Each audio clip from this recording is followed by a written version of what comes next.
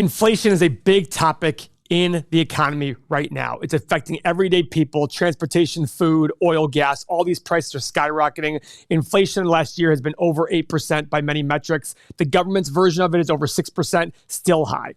Inflation isn't always bad. So stay tuned in this video to understand the positives and negatives of inflation. So first, the negatives.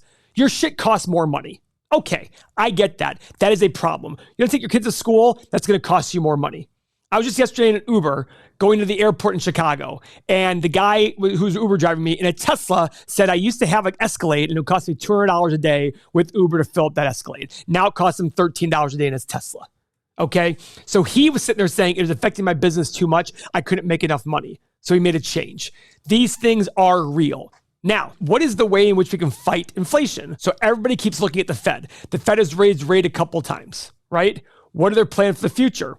Probably more raising of rates. You've seen that the mortgage rates for mortgages have gone from 2.75% 1 year ago on a 30-year fix to 5.25% today. Now, you sit there and say, okay, well, I just won't buy a house. No big deal. Why is that not causing prices to go down? That's the key here, guys. Think about what the Fed's job is to do.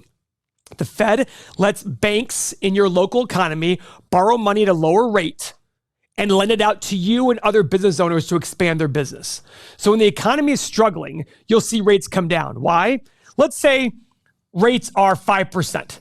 And all of a sudden, hypothetically, that's the rate that the Federal Reserve charges banks. All of a sudden, economy struggles, it falls, unemployment goes up, people aren't buying stuff. You know what they're going to do? In extreme, we're going to make rates 2%. That's now going to let businesses borrow at 3% lower than they were before. Doesn't sound like a big deal. It's a huge deal.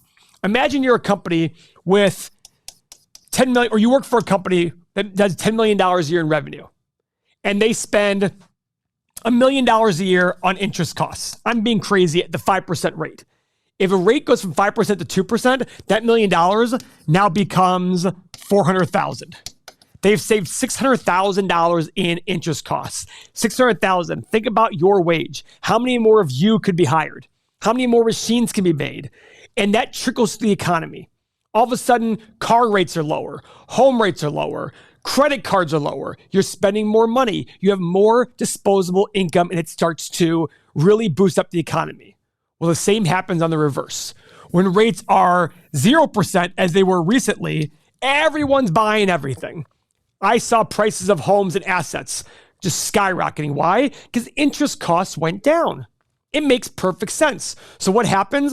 All of a sudden, more demand. When there's more demand, we need more workers. When there's more workers, costs go up. All of a sudden, this cycle occurs, this snowball occurs, and prices start to go up. That is inflation. So how do they fight it? They take the 0% and they go to 5%. And I'm not saying that's where we're going to go right now, but as they increase rates, it takes a few people out at every level. At 0.5%, some people stop. 1%, others stop. 1.5, all the way down to 5%. At 5%, a lot more people have stopped borrowing money. If you were thinking about looking at a home before when it was 2.75, and you knew, I could probably spend about 15% more at these rates, all of a sudden rates go to 5%, you can't afford that anymore. You're going to stay put. So now your realtor makes less money. The contractor you would have hired to do some renovations makes less money. It slows everything down.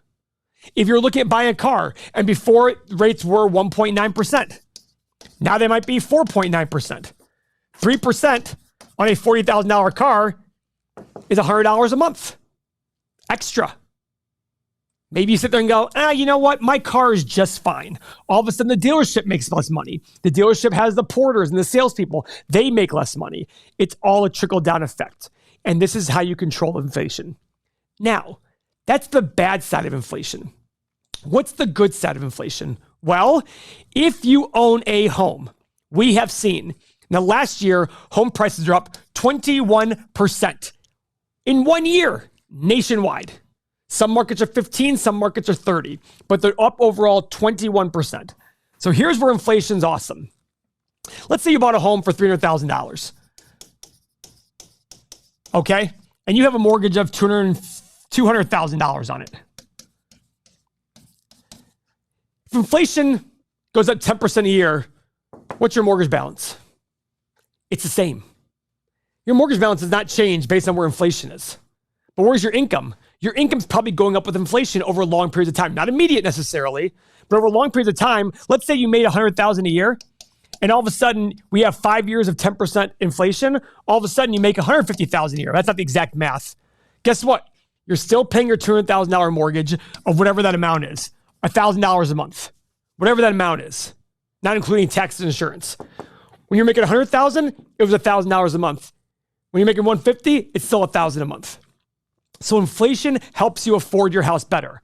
Even better than that, your $300,000 house with inflation, supplies are cost more, labor costs more, everything costs more. How much does it cost for your $300,000 house to be built again? Let's say now it's $400,000.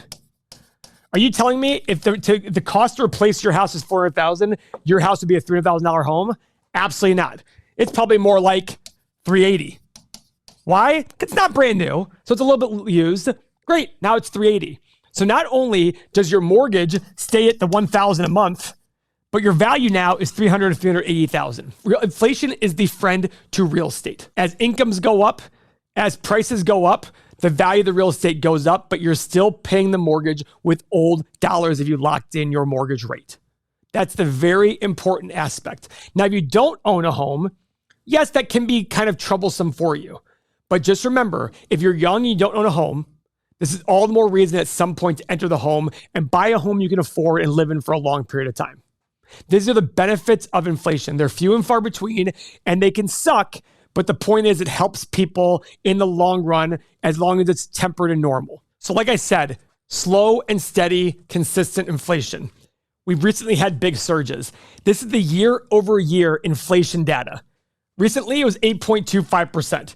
Just as recent as December of 2020, it was 1.3%, 0.9%. Very, very low. But historically, going back to 1920, it is 3.25%. That's the average year-over-year inflation change. You're going to have big numbers, you're going to have low numbers, but overall, it's 3.25%. You can expect your income and your real estate values and everything to grow at about 3.25% consistently. When people ask me, what's inflation? I say over a long period of time, it's 3 to 3.5%. Guess what? 3.25%. Now, that doesn't mean there's not going to be hard times in the middle when it's 8%. But remember, we can't forget when transportation costs will go down because all of a sudden gas prices have finally collapsed. Those are very important factors. And if you got a job raise because of increased costs, they're probably not going to take them away when those costs go down. They're probably going to keep them the same. So that's the whole benefit of where inflation can help you out. Just make sure at the end of the day, you save properly, you live well within your means, and you'll be able to absorb a few years of 5 to 8% inflation temporarily.